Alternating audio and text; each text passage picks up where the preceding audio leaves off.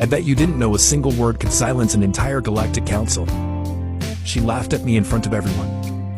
But if you skip this video, you'll miss the moment her own people gasped, and why she dropped to one knee. The chamber fell silent. Moments before, laughter echoed from 1,000 alien delegates. Now only the hum of life support remained. Princess Zelthara stood frozen, her eyes wide with disbelief. I had answered her mockery in a language thought dead. I met her gaze across the vast hall. My heart pounded. I was just Dr. Aris Thorne, Earth's only representative. The delegates' amusement vanished, replaced by awe. As Zelthara's head bowed, I knew my gamble had paid off. The power in the room shifted to a quiet truth, spoken by the smallest voice. My name is Dr. Aris Thorne. I am a linguist, not a soldier or politician. When humanity joined the Galactic Council, they sent me. I felt small, an academic among titans, in a plain gray suit. The others wore robes woven from starlight. My job was to listen, observe, and report. No vote, no voice. But as I listened, I heard a faint signal beneath the noise, an ancient whisper in their language, echoes of forgotten power.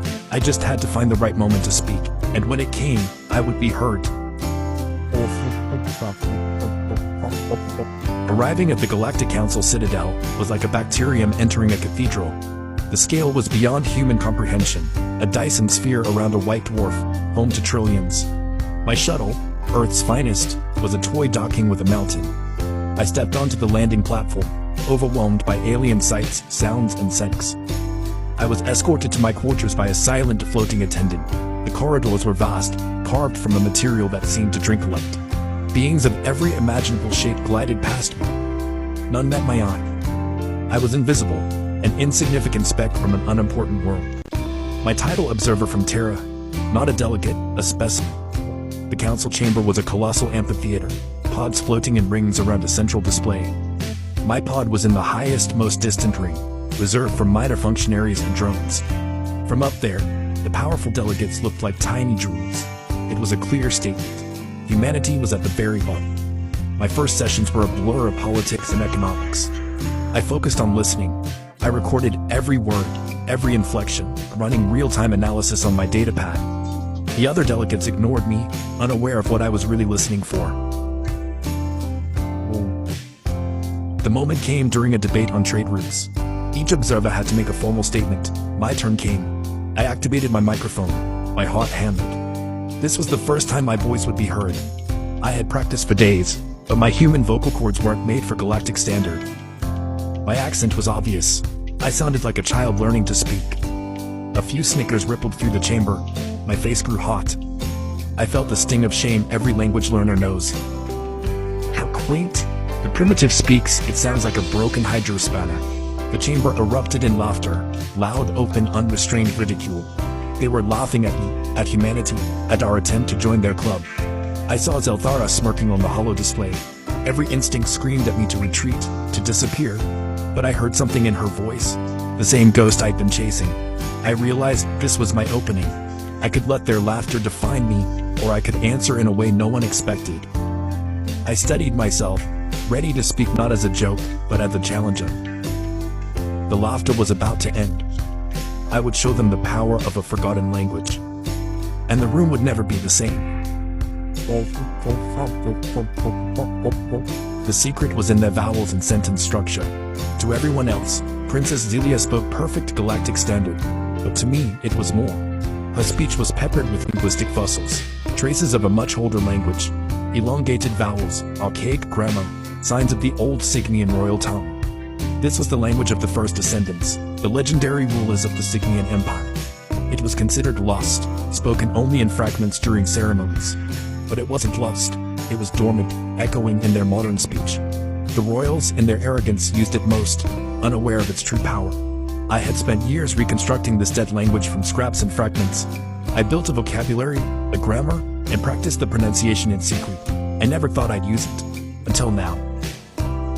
The princess's mockery gave me the perfect opening. I would answer her in the tongue of her ancestors, and the chamber would listen. My mind raced. This was the point of no return.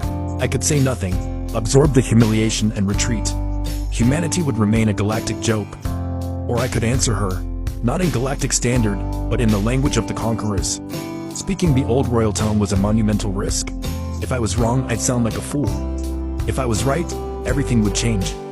The old legend said the language was a key, a code that carried authority. One law was clear: if a non-royal spoke the royal tongue with perfect fluency, the required response was absolute submission. I thought of Earth, of billions counting on me. Power isn't about being the loudest. It's about knowing the truth when no one else does. I made my choice. I would not be safe. I would be heard. The laughter was dying down, replaced by silence. I looked at Princess Celia's smug face and prepared to speak. I would risk everything for the truth. I would speak the words that could change the galaxy. My voice would be the key. I took a deep breath. The chamber waited. I spoke. And the universe listened. I opened my mouth and the words flowed out, crisp, resonant, powerful syllables of the old Signian royal tongue. "O princess of a lesser house, your tongue is sharp but your memory is short. You stand in judgment yet forget the laws that grant you your crown." The effect was instantaneous. The laughter died in a single gasp. Every delegate froze. The Signian pods wobbled in shock.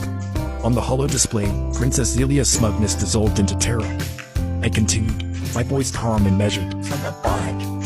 "You speak of primitives, yet you wear the sigil of a throne you do not understand.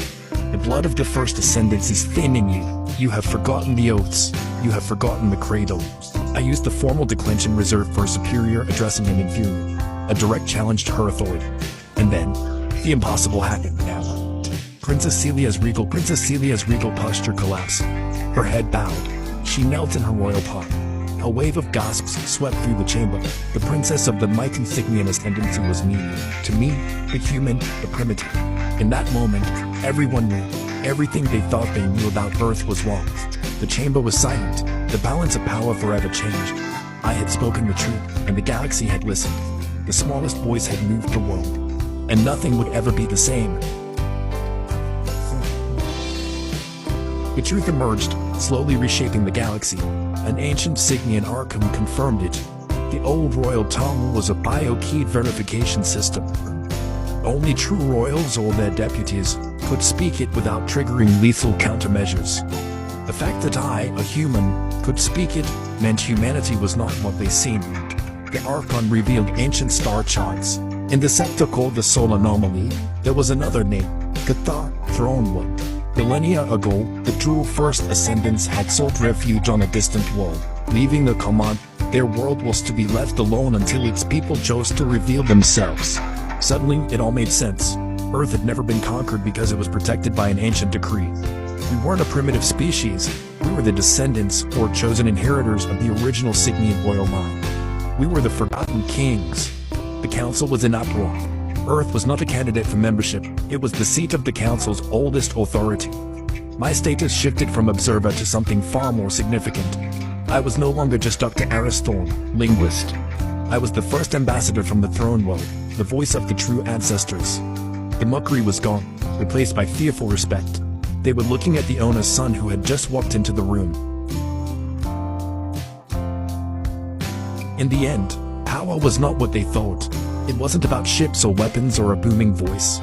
The Signian ascendancy had all that, and it brought their princess to her knees. True power comes from knowledge, from understanding, from knowing the truth when others are content with stories.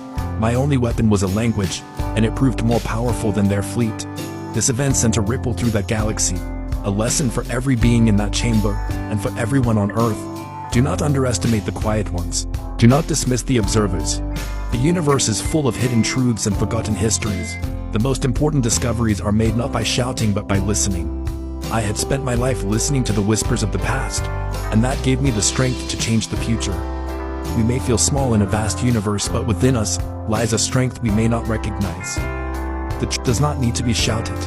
It simply needs to be spoken. Once it is out, it has a power all its own. It can silence a room, bend a knee, and remind the powerful that their authority is not absolute. Look for the truth in the quiet places. Listen to the whispers. Never let mockery make you feel small. Your knowledge is your power. Share this story. Remind the world that the most profound strength comes from knowing what the words truly mean. Challenge those who underestimate you, not with anger but with a quiet, unshakable